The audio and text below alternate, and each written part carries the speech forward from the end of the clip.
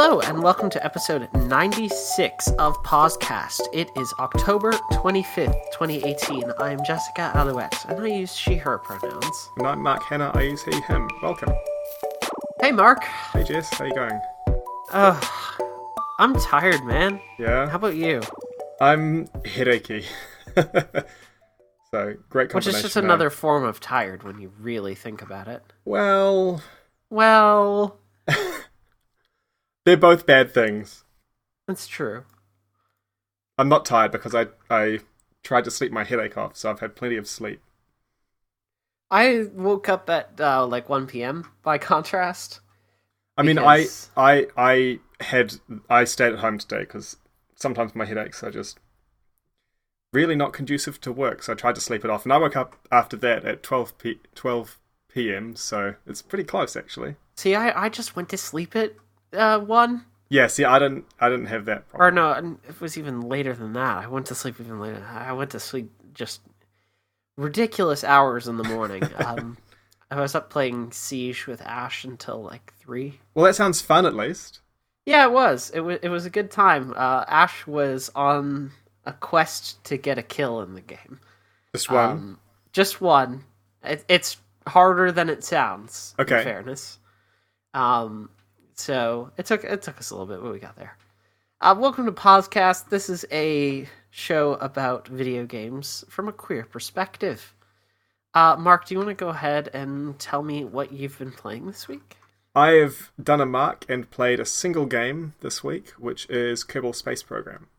Pulling a mark. Yep. How about you? I, this week, have been playing Project Cars 2, Rainbow Six Siege, both of which I talked about last week, and talked about my kind of struggles with both of those games, so I got some follow-ups on that. And I started playing Fortnite again. Cool. Yeah. So we've got those games to talk about, and we've got some news to talk about as well a little later in the show. We're going to be talking about Hitman coming to the Hawke's Bay, as well as some other locations.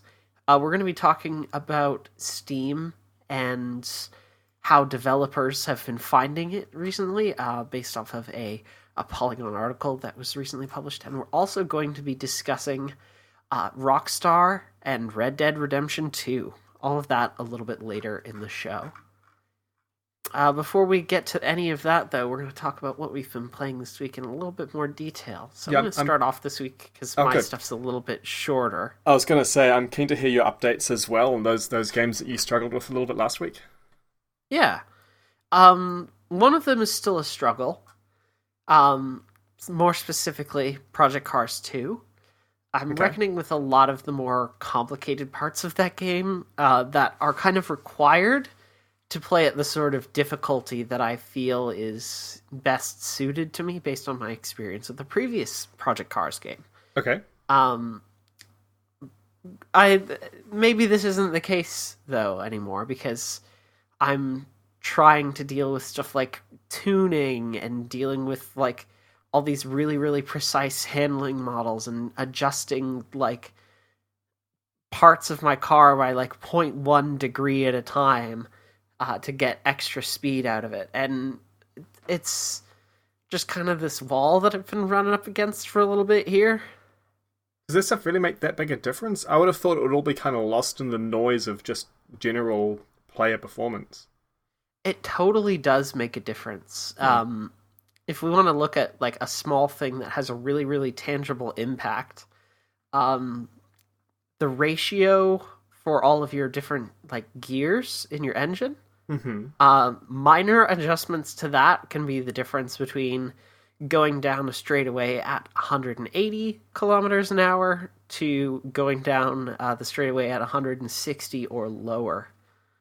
Is there not just like, this is the best gear ratio? Does it change like depending on the track or the player or something then? It does, yeah, because ideally what you want out of that ratio, right, is you want to be getting the maximum speeds on the straightaways that the courses offer, while also still, being able to come out of corners and accelerate relatively quickly. So if you have a course that's got a lot of really, really tight corners and you have to slow down quite a bit, it's better to use a shorter ratio overall there, because what you're going to be seeing is, oh, you're going to have to get back up to speed quite a lot. So let's tune so that you are getting up to speed quite quickly coming out of these really, really tight corners.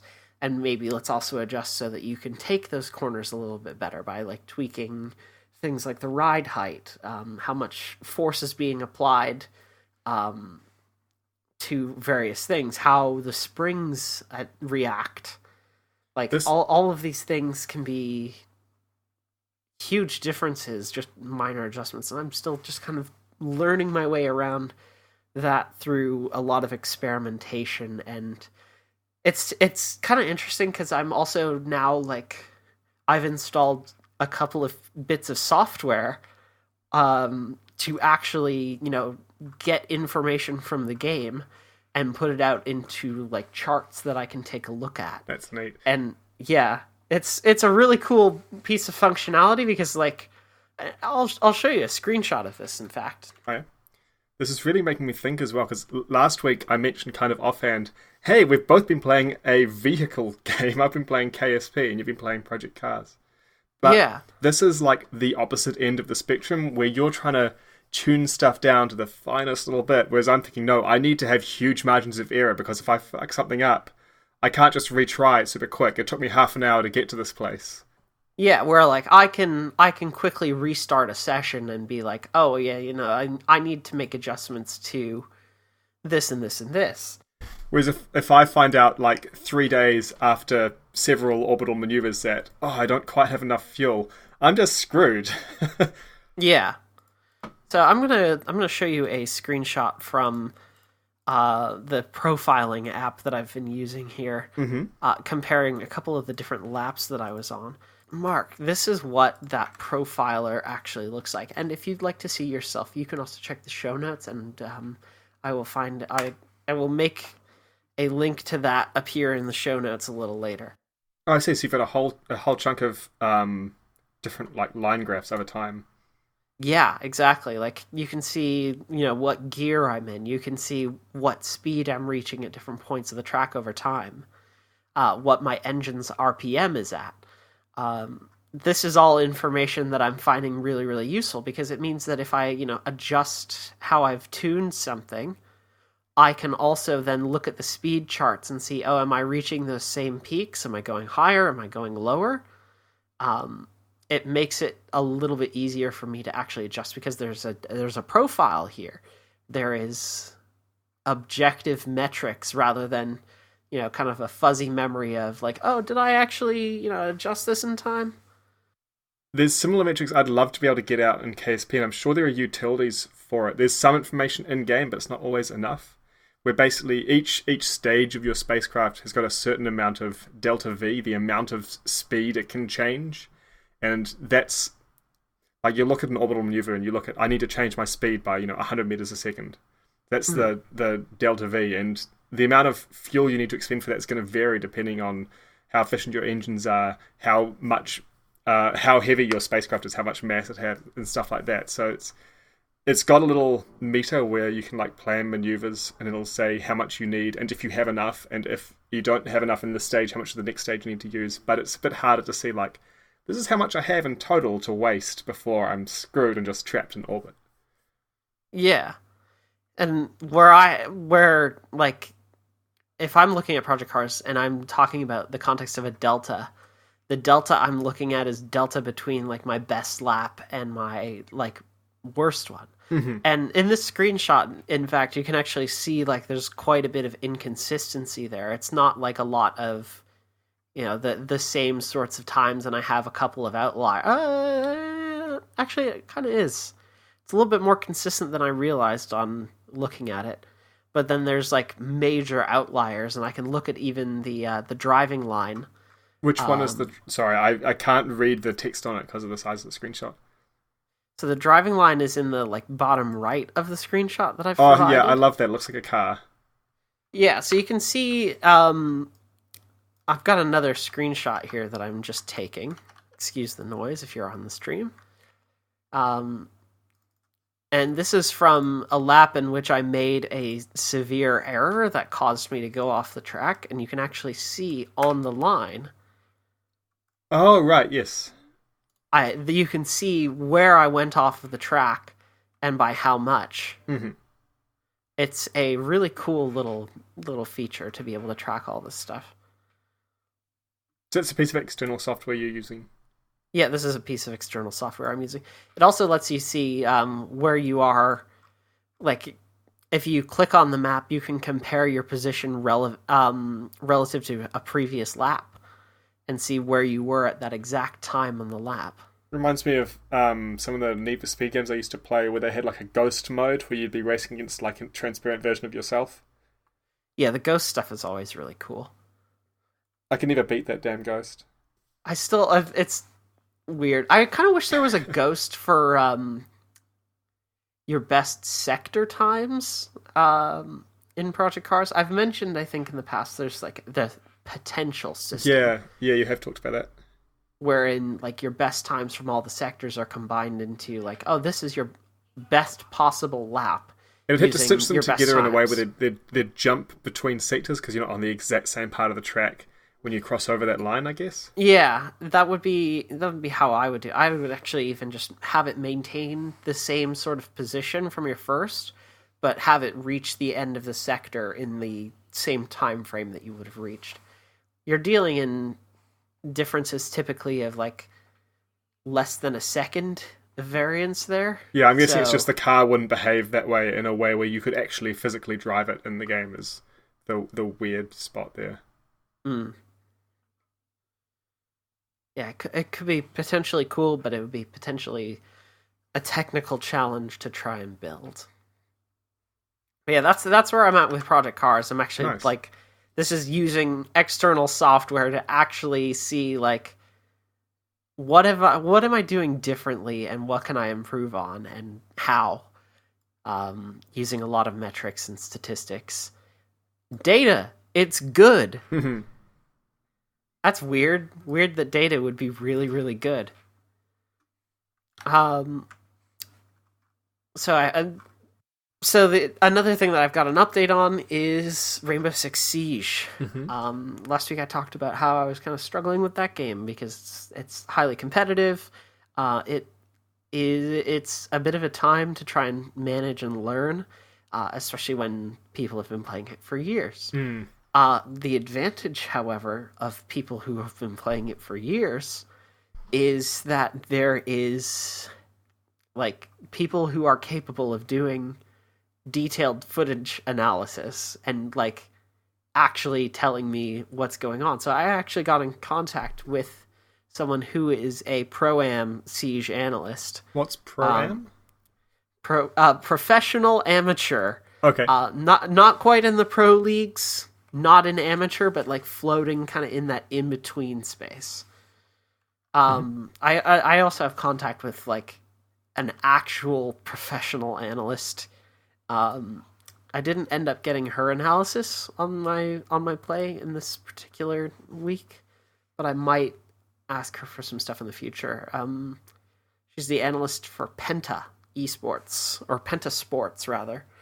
And they just took down an undefeated team in the Rainbow Six Pro League after she came on 2 weeks prior to help them with their gameplay.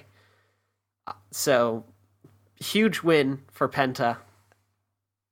Nice. You were talking just last week about this idea of watching recorded footage and analyzing it. So it's cool that you've been able to get in touch with people who do that really well. Yep. And even, like, watching my own gameplay back, independent of that, like, I could still see some things that I did wrong, because I wasn't thinking about them in the moment. But, like, getting analysts to work with me on this stuff brought it to an even deeper level, and it, like, got me a lot of really, really constructive, useful feedback. And that's had immediate, tangible effects on how I've been playing in the game. Like, talking to someone else who plays the game and showing them that footage and, like, having them step through it is game-changing. It's had a lot of effects on how I'm playing and the techniques that I'm using. It's not only mistakes I'm making, being made clear to me, but it's also, the things I'm doing really well. Like, oh, you had this really good technique in this engagement because you like flanked around and you did all these different things. It's also just mechanics of the game being made clear. Like, oh, so you got caught out by this mechanic here, and here's how you can counteract that mechanic in the future. Or, like, you did really well using this particular mechanic. Here's a tip that can help you improve that a little further. That sort of stuff. Yeah, that sounds really useful. Rainbow Six has also got me to be a little bit more patient. And you think, oh, this is a first-person shooter. What room is there for patience? As it turns out, there's a lot. Siege encourages you to be very methodical with your gameplay, and so patience pays off. Whether that's patience on the attack or on defense.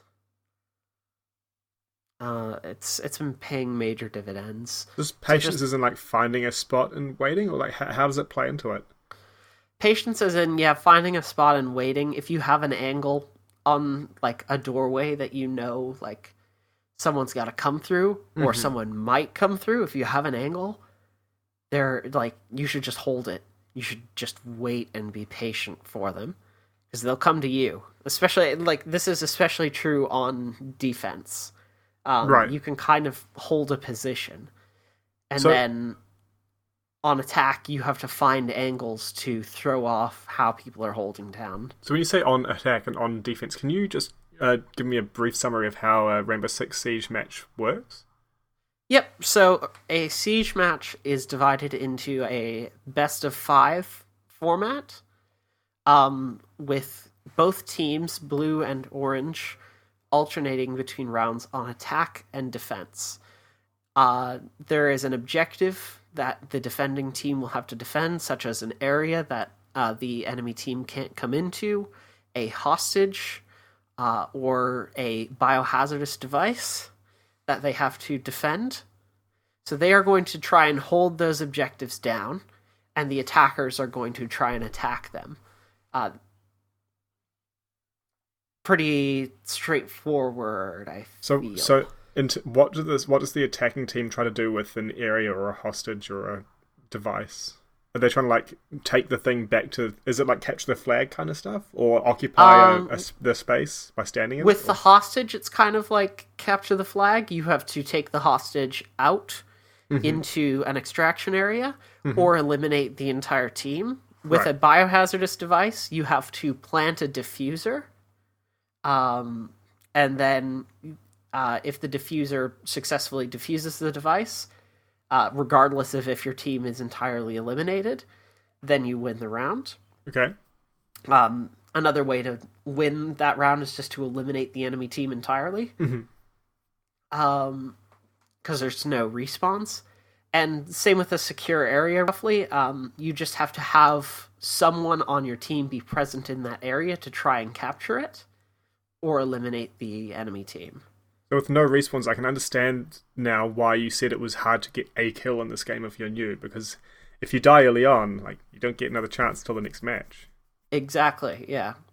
And it being best of 5, there's like ways for you to find kind of synergy with your team, even if you aren't necessarily like talking on voice or anything. There's different operators that work really well together and don't work so well together. Right. So you can find ways to benefit each other. It's been a really neat experience. Cool. Yeah. Do you want to talk about your own really neat experience with Kerbal Space Program? Sure. So I talked about this a little bit last week. It's a game I've played several times before, like I said last week, and just have kept restarting. I'm going to try to stick with the same save now, so if I leave and come back, I'm going to try to come back to this one. And one thing I've really found is just the early hours of it are really tedious and repetitive if you like.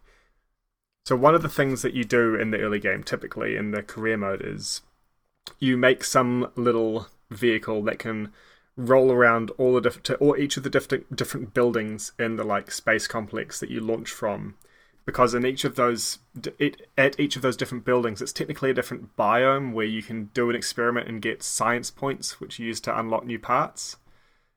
But actually doing that, rolling around building to building and running the experiments over and over, is just really repetitive, and I've done it so many times now for different saves that doing it this time was just frustrating.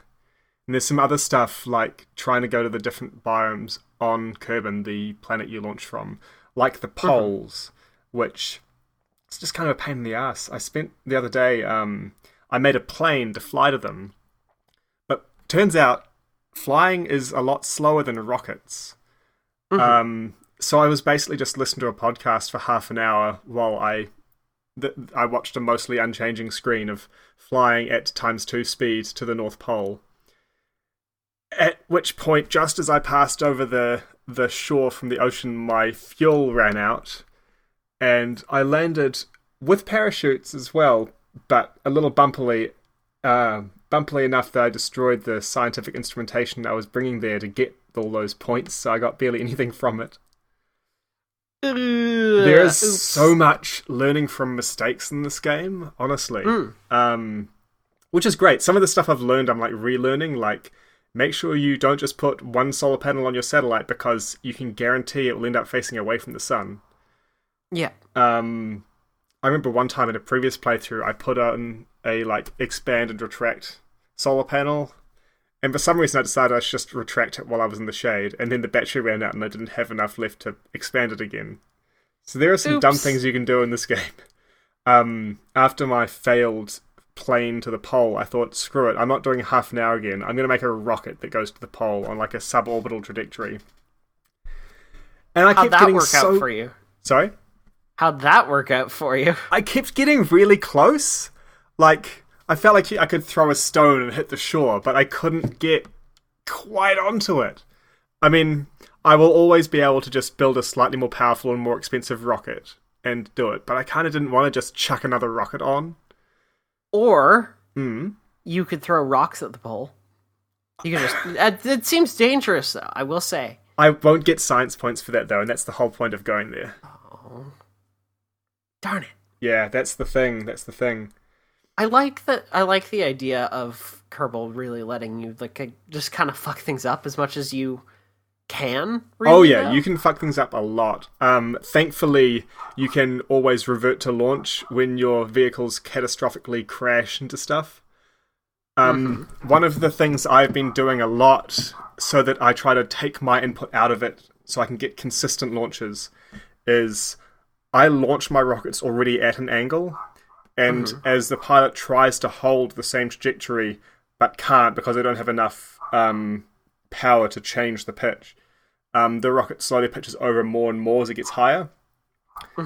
Sometimes that's gone wrong, and on my first attempt to go to the desert to the west, normally you launch east and you're going with the planet's rotation so you can get an easier launch into orbit. And the launch pad, therefore, was to the east of the vehicle assembly building. But I was trying to launch Can I stop west. you here for 1 second? Yes. That fucking dog. Sorry. I know it's not your dog or anything. So No. It's not my... I hadn't noticed it, but now that you've said it, I can remember hearing it. Can you let me know when it clears up, and then just It seems to have stopped keep going now. from there? Okay. Haven't heard it in a little bit. Keep going from there then. So I was launching back towards the vehicle assembly building with a rocket that was slightly pitched over. And it wasn't a rocket that I'd launched one exactly like it before. Turns out I hadn't set things up quite right, and it pitched over quite a lot right at the start and smacked straight into the vehicle assembly building quite fast. So, killing my pilot and damaging the building. Thankfully, I could just revert to launch instead of having to get a new pilot and pay for the damage. There's a lot of failures in here.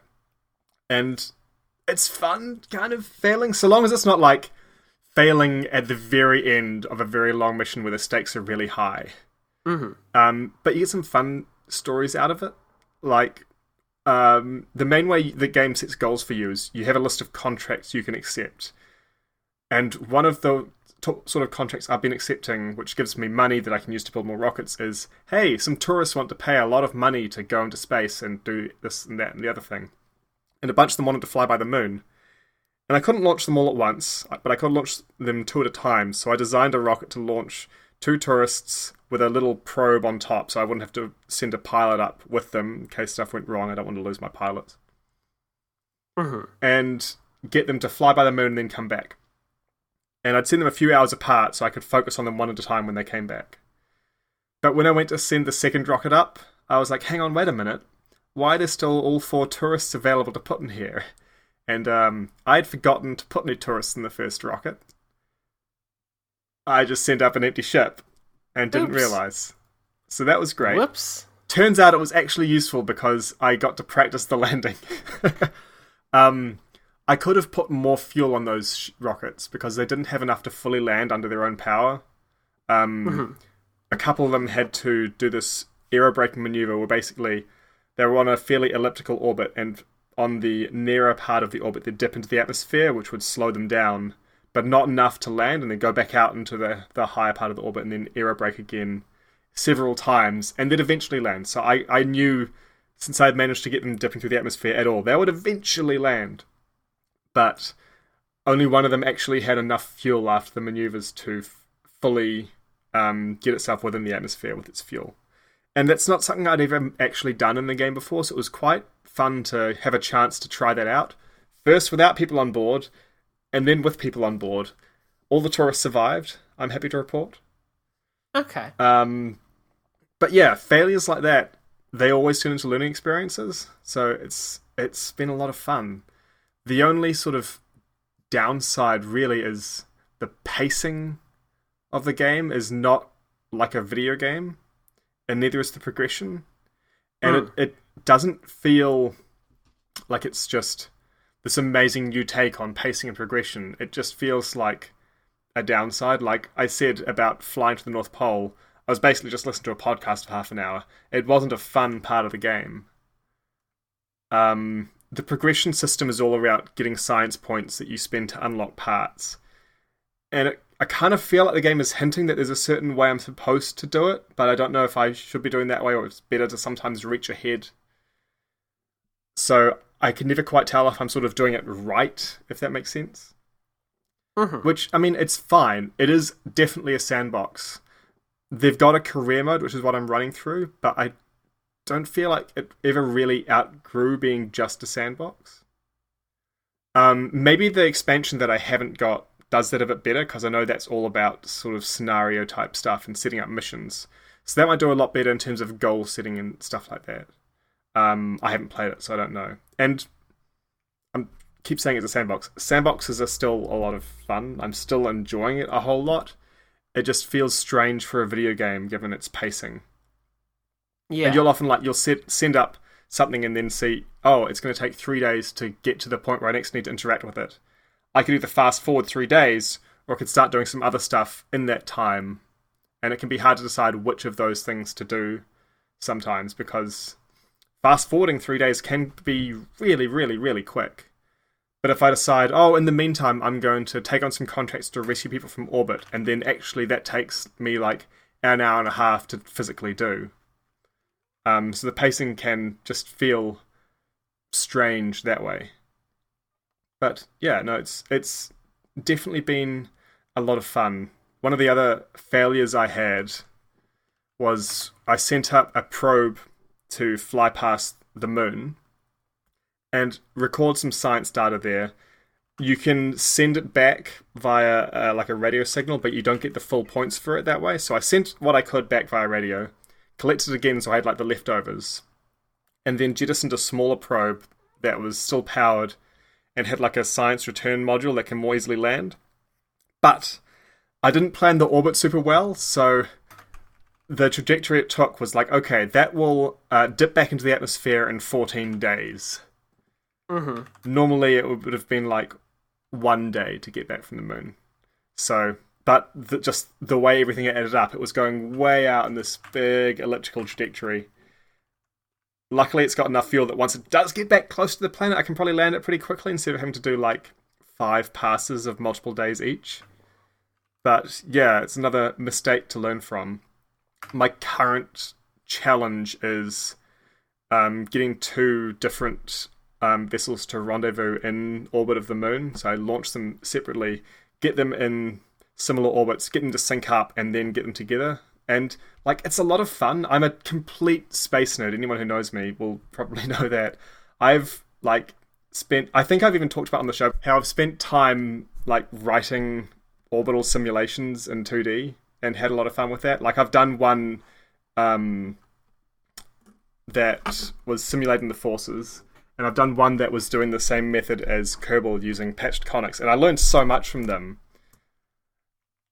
And it's really fun to see the orbits change as you're doing stuff and understand how it's working. Like, the game's a learning experience, and it's why I think I keep coming back to it. Not super often, but I always come back so far. Mm-hmm. So yeah, that's been my week with Kerbal Space Program. Hopefully next time I report back, I'll be able to be like, I landed someone on the moon and also got them back. And they didn't die. But he was hoping. I've got my fingers crossed for you. Thanks. That's as far as I've gotten in the game before, is getting someone on the moon and then back. I've never gone beyond the moon. So we'll see if I manage to do that this time before I grow out of the game. Start a mission to Mars. Well, or it's whatever the like Kerbal equivalent is. They call it Duna. They've got like a solar system analog, basically. Everything's a bit smaller to make it easier than actual spaceflight. But so the next step after the moon is Minmus. It's a secondary moon that's smaller and further out, but still like within Kerbin's sphere of influence. So right. I can try some stuff there. I can try getting a space station in orbit of Kerbin, which is, I know, is really useful if you try to go further out, because you can like launch fuel reserves up there, so you can get into orbit and then refuel and then go off onto an interplanetary thing.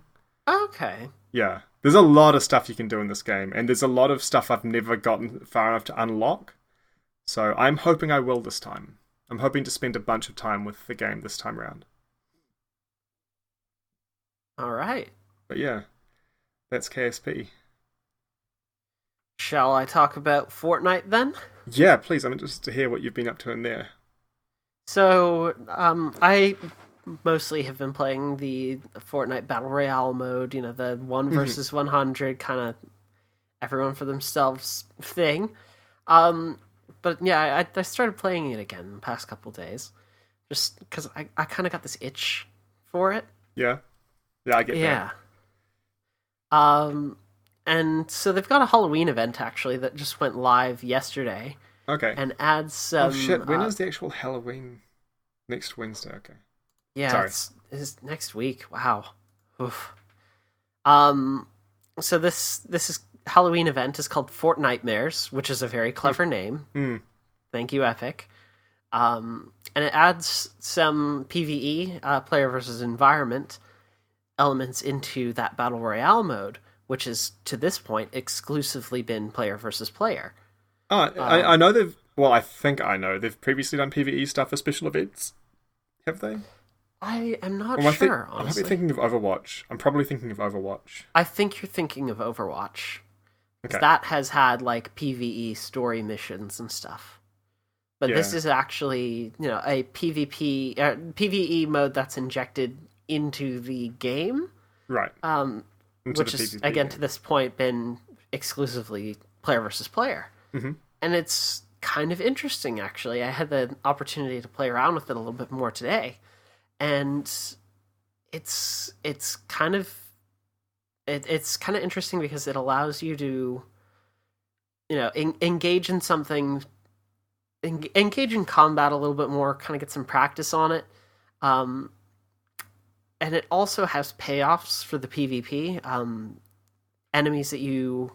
non-player enemies that you're killing here can drop weapons, shields, ammo, and stuff, but they're kind of risky to engage with because other players can be around.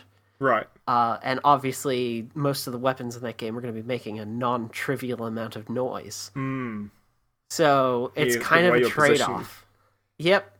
But it's really cool. It adds to the flow of the game in some really interesting ways, and I kind of hope that some variant of it stays around to a point. Because the new enemies aren't everywhere.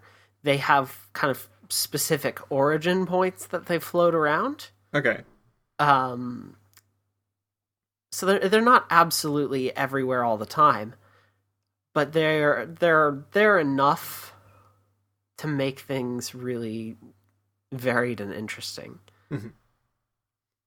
Fortnite's still really good. I have a lot of fun with that game's progression. I have a lot of fun with just playing that game.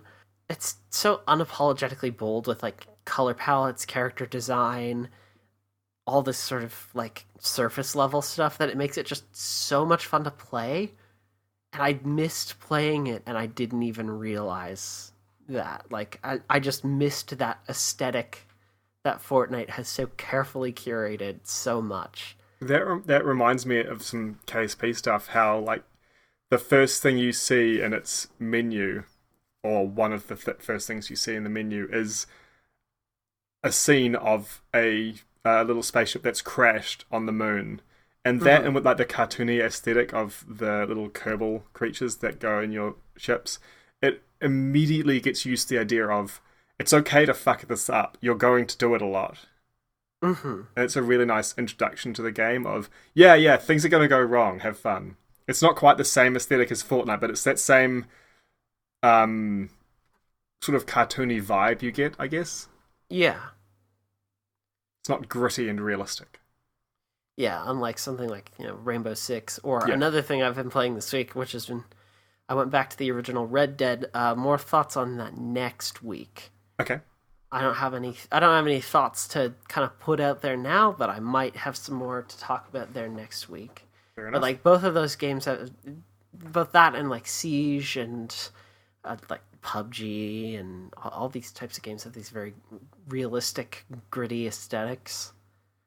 And so like Fortnite, Kerbal, Overwatch, these are all real great breaths of fresh air. I actually had the opportunity, I think last week, to recommend Overwatch to someone who was like looking for, or whose kid wanted like Call of Duty, but they had just kind of like graduated from Fortnite a little bit and were looking for something to vary that up. And I was like, oh, you know what? Like Overwatch has more complex mechanics and stuff, and you can get a lot out of that without being as gritty and realistic as Call of Duty.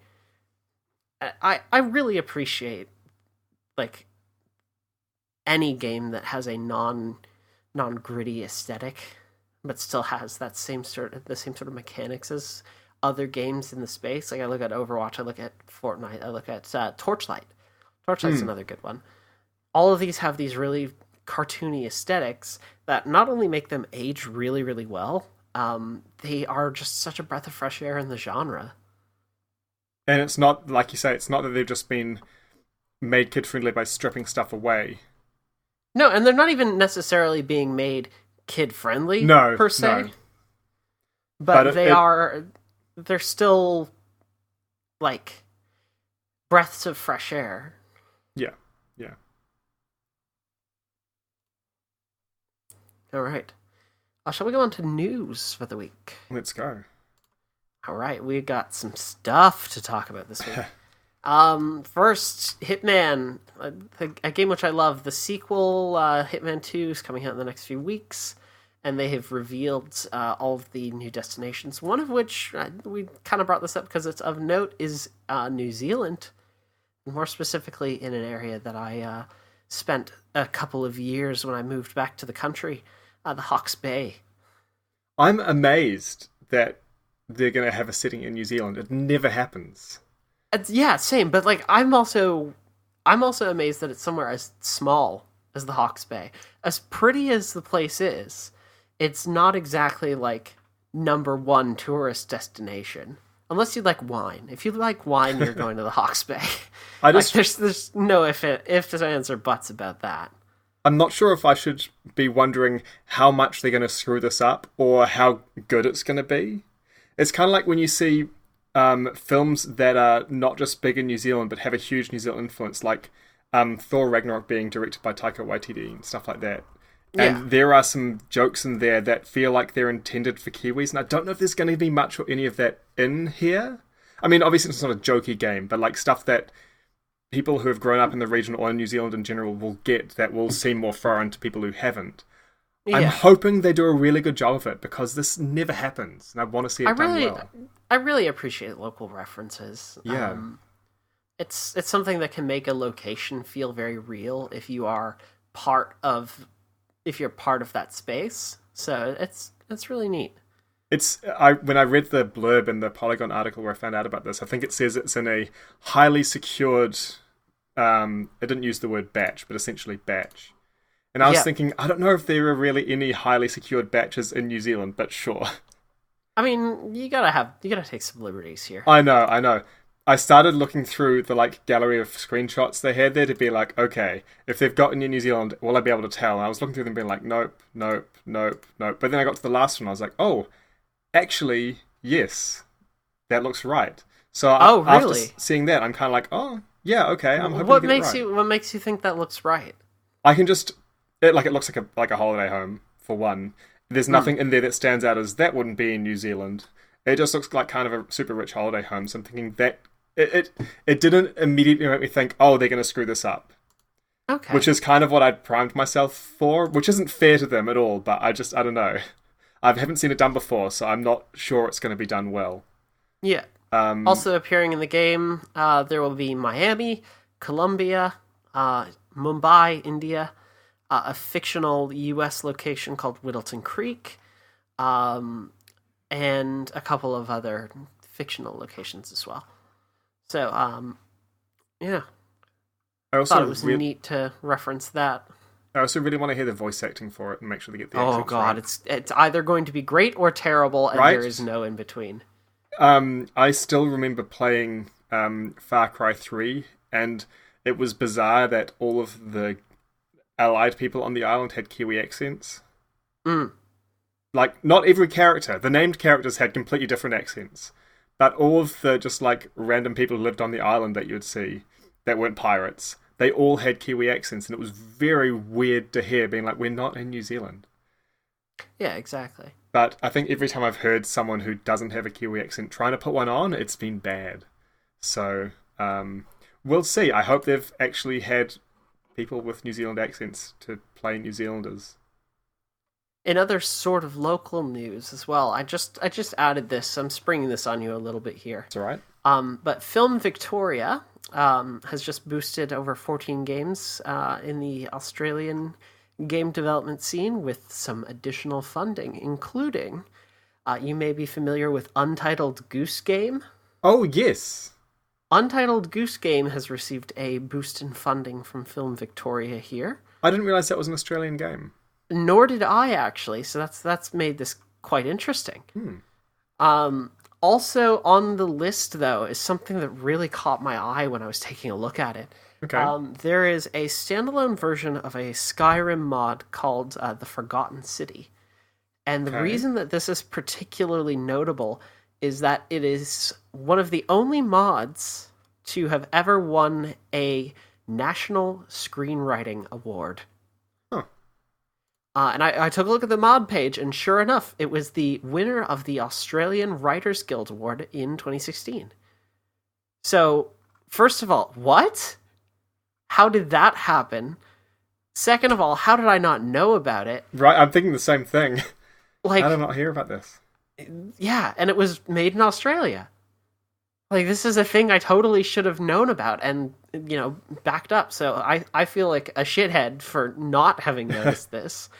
And I'm going to have to check this out because it seems pretty cool, even in its mod form. A remastered version is also available. I love hearing about the success of mods like this. It's really cool to hear. It's really cool that it's going to become a standalone thing as well. And I wonder how they're going to handle that. But yeah, it's really quite impressive. It's apparently a murder mystery. And, this is the summary here. So it is the first mod in history to win a National Writers Guild Award with its script It is a critically acclaimed expansion mod offering a unique 6 to 8 hour experience, a murder mystery investigation set in an ancient underground city. You'll need to use it solving your wits and the ability to travel through time. Crap, I don't have the ability to travel through time. Can I still play? Yeah.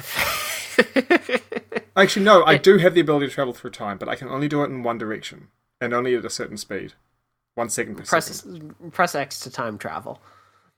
It has a dark, non-linear story in which you'll interrogate suspects, explore the city and its many secrets, and navigate challenging moral dilemmas. It features multiple endings, an original score, and professionally voiced dialogue. That seems like quite the impressive effort here. Yeah. In fact, looking at this as well, over 1,200 lines of dialogue from 18 voice actors, including VAs from the US, the UK, France, Canada, Australia, and New Zealand. So even more reason to back this up. It's even more local than I realized. You have New Zealand talent being used here. So that's available on Nexus Mods. I'm going to link to that as well as to the article about Film Victoria's funding boost for several games being developed locally. On to the next thing. I'd like to talk about Steam. That's what happens when you heat water, right? Yeah, that's what happens when you heat water. We're going to be talking about how developers who have worked with Steam have said that... Oh, the other Steam, right. This is about maximum... Like, Steam's kind of business model is maximum profits for Valve with minimum responsibility. I think right at the start, I also want to point out like this quote from a developer that was spoken to over the course of the writing for this article. They said, quote, "I'm almost scared to talk about this because I'm scared of gamers knowing how much more power they have than they think." On the surface level, consumers having power like that doesn't seem like such a bad thing, right? Like, consumers having power over like how media is distributed in theory is good, but in gaming culture maybe not so much. Yeah, you can see I can see how it could be good, but also if you stop and think for a little longer, there's a lot of ways it could be abused. Because I mean, let's be honest, people can be shit. Yeah, and there is definitively a lot of ways in which this is abused. Like later in the article, we have developers talking about, quote, "Players have a lot of power, but that wouldn't be such a bad thing if they were just using the review system for just reviewing games. However, the system is being used for something else entirely, and the result is a huge headache for developers who have to play along with Valve's flawed setup. Steam's review system often works as a support line, where players ask for help with everything from computer compatibility to lost passwords. This creates huge issues with the legitimacy of, quote, reviews, end quote, as developers are given few tools to handle things in a more effective way, end quote." Yeah, Steam reviews there's so many problems with it. I learned very quickly after they were introduced to completely ignore them because they're just not used well. But I know that just because one person ignores them doesn't mean they don't have a big impact, right? It's like It's kind of influenced by the model of paying professional reviewers to write a review of a new movie or a new book or whatever in some publication. Except when you're doing it in this sort of context, it's just the people who feel more confident in voicing their opinion are going to self-select to do this review. And you've got people who are going to go into stuff like review bombing are the ones who are more likely to do a review than just getting a general gist of how people who have played the game might feel about it. You're going to get the extreme ends, and I think people are most likely to go down and do unpaid work to write this stuff as people who have a problem. Yeah, exactly. So that's actually like a huge part of the problem here too, is that there is like tangible financial effects for developers who go from, having a positive review ratio to mixed. As soon as you see that on Steam, you start seeing a a decrease in actual sales. And the article talks about how it's a sharp cutover. One more negative review, especially for smaller games, can swap you over from positive to mixed. Yep, the threshold's like 70% or something like that. It's ridiculous. And with gaming culture being like as deeply, deeply bad as it is, like look at how deeply aligned it is with toxic masculinity in its many forms, including like the obsession that we have with violence in games and non-violent games being derided by the culture at large as like walking simulators, or they're not games because there's no combat and there's minimal interactivity. There's this value that's placed in this current games culture on a status quo, and challenges to the status quo are an existential threat to games, and there's no in between. There's no real allowance for variance in popular games culture, and that's not to say again with individuals and with, I'm gonna choose my words very carefully here, more common sense consumers. There is a lot of room for variance with those people, but with the gaming culture at large, there is no room for variance. It's an existential threat if something is different, because it means that eventually all your games are going to have this, which is just objectively not true. It's a stupid thing to be worried about. But then there's those people who think that everything has to be for them. Yeah, exactly.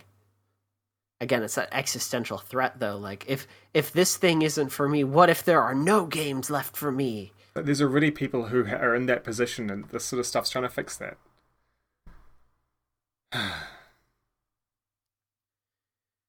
And then there's other issues as well that the article points out. When it comes to, for example, regional pricing. I was really surprised to read this. Yeah, same. Here is a quote from the article here. Quote, essentially, Valve offers developers an almost unworkable choice and then tells them they have the freedom to do whatever they like. If they don't want their games to be massively discounted in other territories, they do technically have the freedom to spend hours of their time every week checking 40 different exchange rates and manually adjusting 40 different prices. Or they can leave it alone, trust Valve to handle it for them, and deal with the consequences. Yeah, I just assumed that Valve would automatically do exchange rate stuff, maybe round to the nearest dollar or something, so that it didn't look ridiculous if it was, this is $83.47. But yeah, no. That they're not doing that. Some places they discount stuff hugely. What did the article say? 30 to 60%? Yeah, I think the most severe cases, they were looking at like 50 to 60% discounts. I believe there was a developer who was in discussions with a distributor in Brazil, and they were told as the final part of their agreement that they'd have to raise their price on Steam because there was no way that they could compete with that deep discount.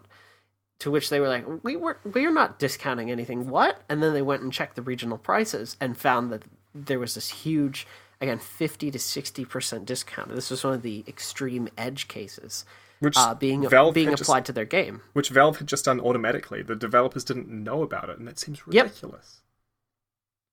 Yep. Not ridiculous that the developers should have known. Valve should have made sure the developers knew. They did this. Yeah. And, as we all know, Valve also doesn't moderate Steam at all. So you have another little bit here. I'm going to read another quote from the article here. Mm-hmm. And this is a quote from Michael Hicks, who is the developer of Pillar, Path of Motus, and other titles. And he says in the article, quote, there are people making quality titles that are getting the same level of support as troll games that were made in 3 days. And the support from Valve, I want to be clear. Then Valve takes a 30% cut for doing next to nothing. And that's my main issue with the whole system. To continue on with another quote from the article as well. Nearly all the developers interviewed for this piece, when asked if Steam's 30% cut of the revenue was worth it, answered with a resounding no. Let's move on to Rockstar, shall we? Sure. This is one of those articles that I wanted to bring up, but I almost don't want to talk about it too much, because I think that the article does this really, really great job of summarizing all of the problems, and that it's kind of essential reading. Yeah, I've not been able to read the whole thing yet. It's quite long, but what I have read has been worth reading. This took me about a half an hour to get through in total. It is several thousand words. I haven't done a count on it, and I'd be kind of curious. So the total word count here is 9,674 words.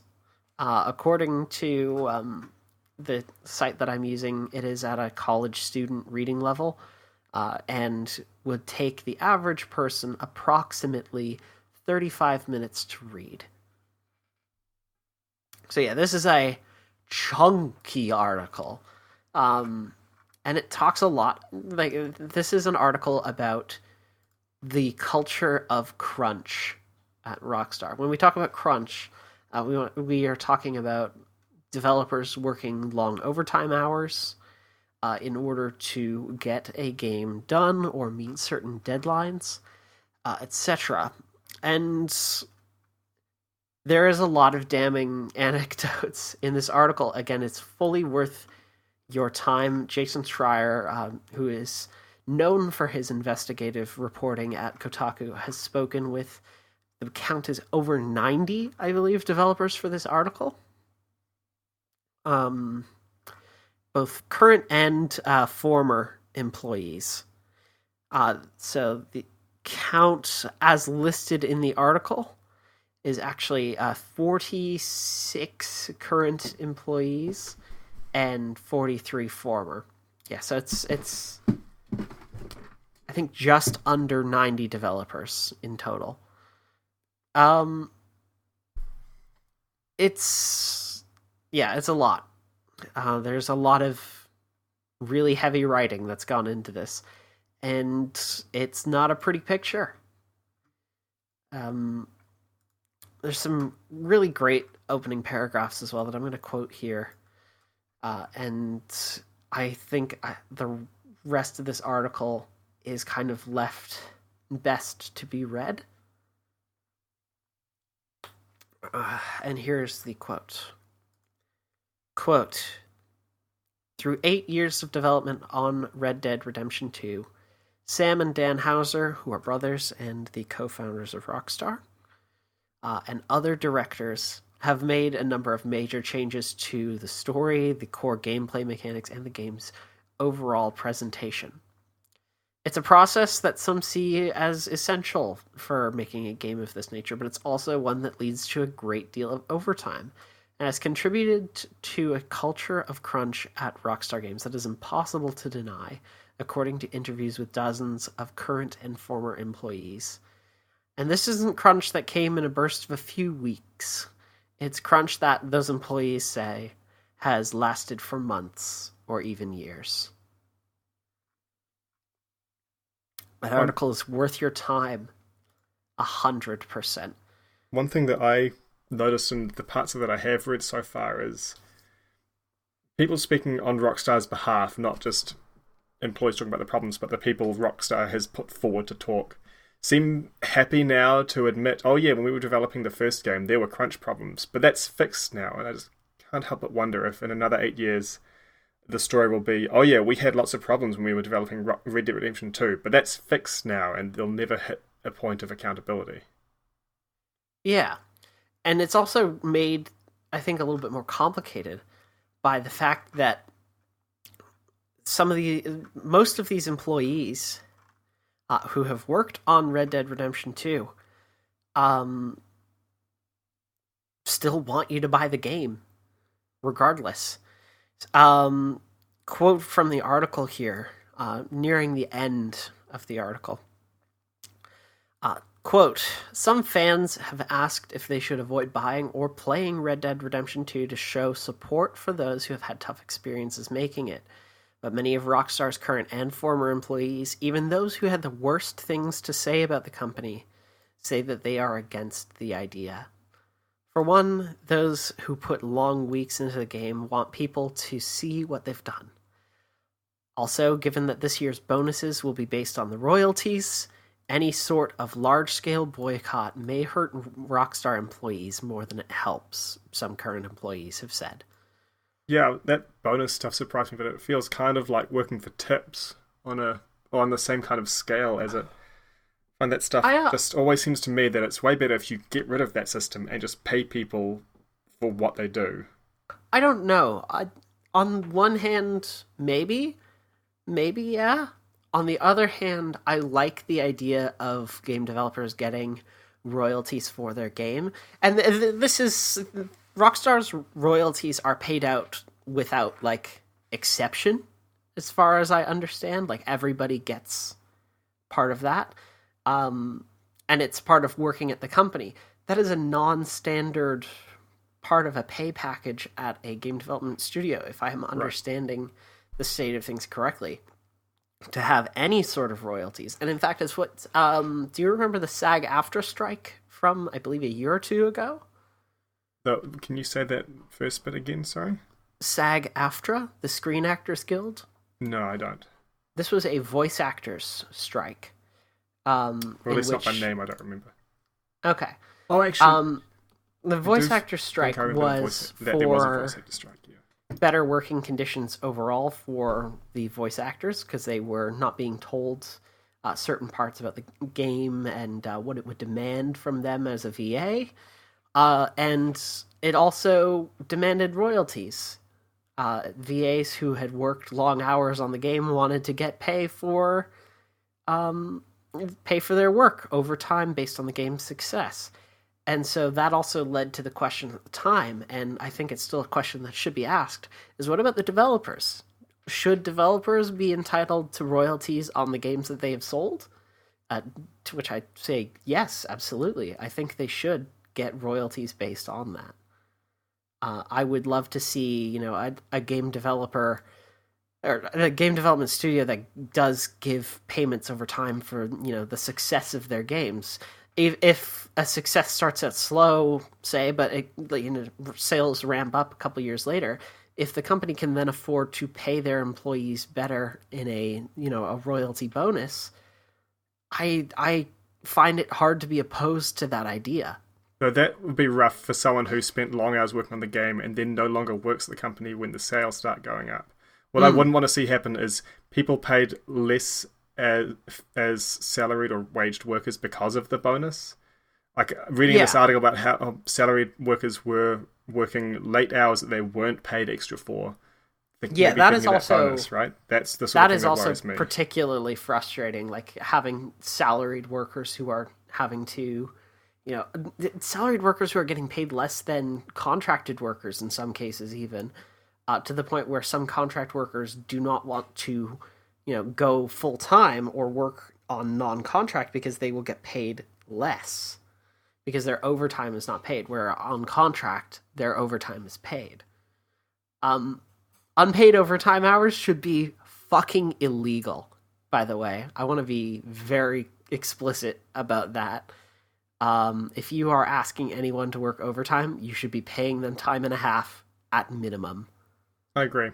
And it's interesting that we're talking about this in the same week that we've had Labor Day on Monday, which in New Zealand commemorates the 8-hour working day.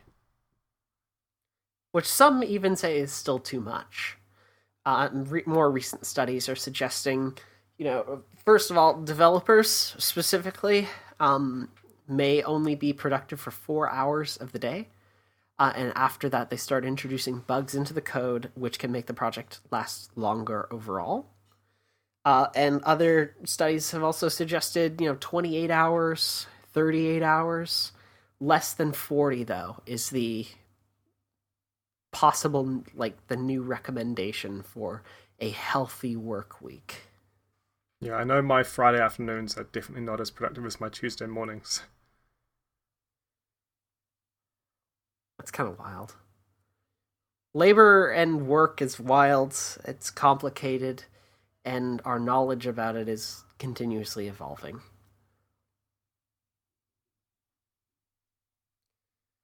Um, one thing I would like to see though, on a Yeah. related note to like royalties and stuff. Mm-hmm. Are you familiar with the studio Motion Twin? I don't think so. Not off the top of my head, at the very least. Well, I think you are. Okay. Have you played Dead Cells? I have, yes. Yes, they're Okay. the developer behind Dead Cells. Okay. I really like how they are structured as a company. Oh yeah, I just googled them, and on the front of their website it says, "No boss. We don't have a boss. We're all equal." Yep. Their pay is also all equal. Everybody at every level of that studio has voting rights on the game, for starters. So they have influence over the game's design. They all get paid evenly, and there's no like managerial structure. That's great for a small company. It just doesn't sound very scalable. Yeah, there's definitely concerns about the scalability there. It totally works for indies, though. I think, your smaller studios, I think, could adapt to that sort of layout quite well. And clearly it's worked for Motion Twin. Like, Dead Cells is a huge success. Yeah. And it's a very well-designed game. Their efforts have clearly paid off here. But I would like to see more small studios adopting that sort of structure. I think that is a good way to go forward.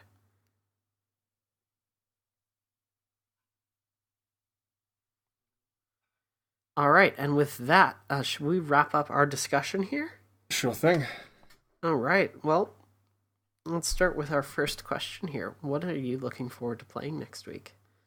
More Kerbal Space Program. That's basically all that's on my list at the moment. And as always, I don't know if I'll get the itch for something midweek, but I know there are some things I want to accomplish in my current playthrough of that game, so that's what I'm going to be aiming for this week. How about you? I'm looking forward to playing. First of all, tonight I'm going to be playing some Fortnite and Rainbow Six Siege with Ash. Nice. Good luck with getting more kills in Siege. Yeah, thank you. I'm not struggling with that anymore. I want to be clear. Oh, that was aimed at the both of you. Well, in that case, thank you very much. I'll make sure that I pass on your love to Ash. I'm looking forward to that though, and Red Dead Redemption. I'm going to be playing more of that first game and just developing out some more thoughts on that. Nice. Yeah. Yeah, I didn't realize that the second game is released so soon, before we next record. Yeah. Tomorrow, in fact. Yeah, exactly. That game is out tomorrow. I thought it was next year. Yeah, it's wild. I bet you, in fact, that there are probably some people who are playing it right now. It wouldn't surprise me at all. Well, review copies, right? Oh, no, I'm not even meaning review copies. You mean like store copies? The general public, some members of it probably have access to that game right now. So, yeah.